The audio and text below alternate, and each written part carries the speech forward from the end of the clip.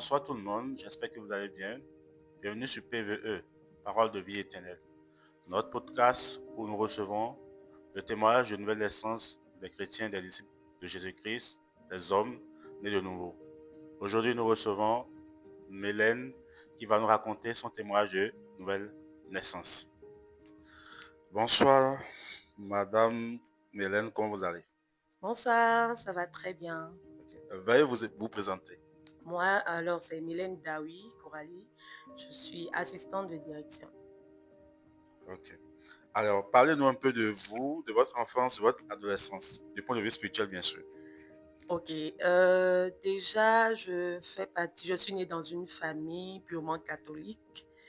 Et déjà, dès le bas, ma grand-mère m'emmenait à l'église et tout. Bon, je ne comprenais pas forcément tout, mais j'y allais quand même. Et après, je me suis reconvertie dans l'évangélisme. Ok. À quel moment, à quel âge vous avez reçu Jésus-Christ? À l'âge de 20 ans, Quelle en, année? en 2014. En 2014. Ok. Alors, quel a été le déclic de votre rencontre? Qu'est-ce qui vous a poussé à croire à cet Jésus-Christ comme Seigneur sur votre personnel? C'est-à-dire, qu'est-ce qui vous a amené à quitter en griffe l'Église catholique pour en griffe l'Église évangélique, pour ne pas dire à croire en Jésus-Christ? Euh, bon, il faut dire que ma mère n'était pas très catholique. Donc, on avait beaucoup de problèmes. Moi, je souffrais d'ulcère gastrique et d'asthme. Donc, on a beaucoup fouillé. Et un jour, elle a été invitée quelque part. Et comme ça également, on l'a suivi, ma soeur et moi.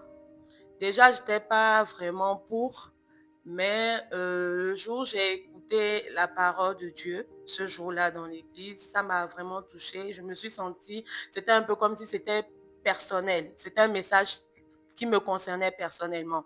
Donc, c'est de là, j'ai décidé, Seigneur, je te donne ma vie, fais de moi ce que tu veux. Donc, en ce moment, vous avez décidé de marcher avec le Seigneur Jésus-Christ, de croire en lui et de le recevoir. Oui, Ok. exactement. Alors, pour vous, que représente Jésus? Pour moi, c'est ma vie. C'est mon souffle de vie. Et je dirais que Dieu, pour moi, j'aime l'appeler Yahweh Jireh, Jéhovah Jireh, parce que c'est le Dieu qui pourvoit. J'ai vécu certaines situations et il a toujours pourvu. Voilà pourquoi je l'appelle Yahweh Jireh. Amen. Ok. Alors, quel conseil avez-vous à donner à quelqu'un qui vous écoute actuellement?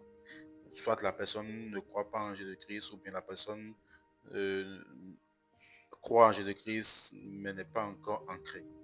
Quel conseil pour lui dire? Déjà, je vais lui demander de connaître Dieu pour elle-même, pour lui-même. Parce que c'est vrai, on peut t'inviter à aller à l'église, on peut t'inviter à écouter la parole de Dieu. Mais après cela, il faut prendre son temps, faire 3 pas en arrière, se poser et demander à Dieu de te parler personnellement. Là, quand Dieu te parle personnellement, tu es convaincu de la voix que tu entends. Et là, maintenant, tu peux te dire, Seigneur, j'aimerais te joindre dans telle congrégation pour te servir. Amen. Alors, selon vous, comment vous comprenez l'évangile? Si vous devez résumer l'évangile en 1 minute ou bien votre explication de l'évangile. Bon, moi, je vais dire que Dieu, il a tout fait pour nous déjà sur la terre, il nous a tout donné. Et l'évangile, c'est en quelque sorte pour nous accompagner. C'est comme un guide pour nous accompagner, nous aider et enfin ne pas trébucher à certains niveaux. C'est vrai qu'on trébuche, mais c'est un guide que chaque chrétien doit avoir à son côté. L'évangile, moi, je le caractérise par la Bible. Pas uniquement par les sermons donnés par les pasteurs ou les prêtres, mais par la Bible. Et c'est cette Bible-là, cet évangile-là qu'on doit, euh, euh, comment dirais-je, pas mémoriser, mais qu'on doit lire chaque jour comme guide. Vous voyez, quand vous voulez, par exemple, utiliser un ordinateur, vous devez lire le mot, enfin, le guide Oui, tout à pour fait. savoir comment est-ce qu'il faut utiliser l'ordinateur. Donc, c'est un peu ça. Comment suivre Donc, Jésus, comment suivre Dieu. Il faut la Bible, il faut l'évangile. ok. Alors, il y a un verset qui dit, Éphésiens 2, verset 8 à 9 qui dit nous sommes sauvés par la grâce au moyen de la foi en Jésus-Christ. Ce n'est point par les œuvres afin que personne ne s'en glorifie. Alors, comment vous comprenez ça? Puisque il y a forcément quelqu'un qui ne comprend pas l'évangile, qui sûrement va tomber sur ça. Je veux qu'il puisse mieux comprendre le salut par la foi en Jésus-Christ. Comment vous pouvez nous expliquer le salut par la foi en Jésus-Christ? Si je peux passer par un exemple. Oui, tout à fait. Je donne mon propre exemple. Quand j'étais partie à l'église et que le pasteur a prêché et il a fait l'appel à la nouvelle naissance, ça a bougé quelque chose en moi. Donc, par conséquent, quand tu sens au plus profond de ton être que Dieu t'appelle, alors là, tu peux être sûr et certain que tu es sauvé. Maintenant, après être sauvé, Dieu, c'est vrai, aujourd'hui, Être sauvé de quoi? Puisque on rencontre souvent des personnes qui disent je n'ai rien fait, mais pourquoi je dois être sauvé? vous savez, beaucoup de choses, on fait beaucoup de choses en tant qu'être humain qui ne sont pas forcément bons aux yeux de Dieu, mais on se dit, bon, Dieu, il pardonne tout, on va continuer. Mais n'empêche, quand tu sais au plus profond de toi, c'est un truc qu'on ressent personnellement. Quand tu sais au plus profond de toi que tu étais dans un certain type de monde et que après avoir écouté la voix de Dieu, tu te retrouves dans un autre monde et tu sens la présence de Dieu. Là, tu sens vraiment que tu es sauvé de quelque chose. Donc, Ce n'est pas très explicite peut-être, mais c'est quelque chose qui se vit de façon personnelle. Donc, ça veut dire qu'on est sauvé de notre vie de péché. Voilà, exactement. Ok. Exactement. Alors, quel est votre verset préféré de la Bible? Ah, Vous avez forcément un verset que vous aimez. moi, j'aime le psaume 91. Psaume 91. J'aime tout le psaume 91. Vous avez une parole parce du que psaume, oui. le psaume 91 m'a beaucoup aidé, surtout quand il te dit, je vous enlève et du filet de l'oiseleur et je vous aide à surmonter les lions, à marcher sur les lions, Amen. sur l'aspic et autres. Amen. C'est un verset qui m'a toujours, depuis l'âge de 11 ans, bouleversé. Je ne maîtrisais pas beaucoup, mais quand même, c'est un verset qui m'a beaucoup sauvé personnellement. Et aujourd'hui, continue toujours de le faire. Donc, j'encourage vraiment les gens à lire le psaume 91 et le psaume 8 également. Amen. Alors, selon vous, marcher selon la parole de Dieu est-elle facile? Non, on va être sincère, c'est pas facile. Ce n'est pas parce que tu es venu en Christ que tout est beau, tu as la vie de château dont tu rêves. Non, c'est une marche qui est peut-être longue, mais qui en vaut la peine. Super. Alors, que pouvez-vous dire à quelqu'un qui vit des moments difficiles dans sa foi en ce moment? Ou bien des moments difficiles à cause de sa foi? Je vais lui dire courage parce qu'il arrive des moments où tu es découragé, tu te sens persécuté, tu es accablé, abattu et tu ne sais plus à quel saint te vouer. Tu ne sais plus dire, mais tu as prié, tu te dis, mais Dieu, je te prie, mais ça ne marche pas. Juste le courage et la patience parce que notre Dieu, c'est un Dieu de patience. C'est un Dieu de patience. Il finit toujours par subvenir à nos besoins. Par nous honorer. Oui. Alléluia. Amen. Alors, quel est votre mot de fin? Déjà, je vais encourager un frère, une sœur. C'est pas parce qu'on a dit que ce n'est pas facile d'être en Christ qu'il faut immédiatement se tourner vers la voie facile. Non, je vais vous encourager à venir en Christ. Si tu es en train de suivre ce podcast et que tu te dis, mais qu'est-ce qu'ils sont en train de faire? Pourquoi autant de bavardage? Pourquoi? Il faut comprendre que si Dieu n'avait pas touché le cœur de chacun d'entre nous, nous ne serions pas ici en train de témoigner.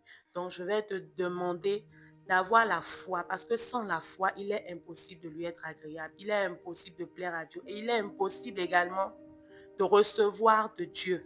Tel que, si vous me permettez, tel que c'est facile pour certaines personnes d'aller faire les rituels pour le vaudou et consorts, si je puis me permettre.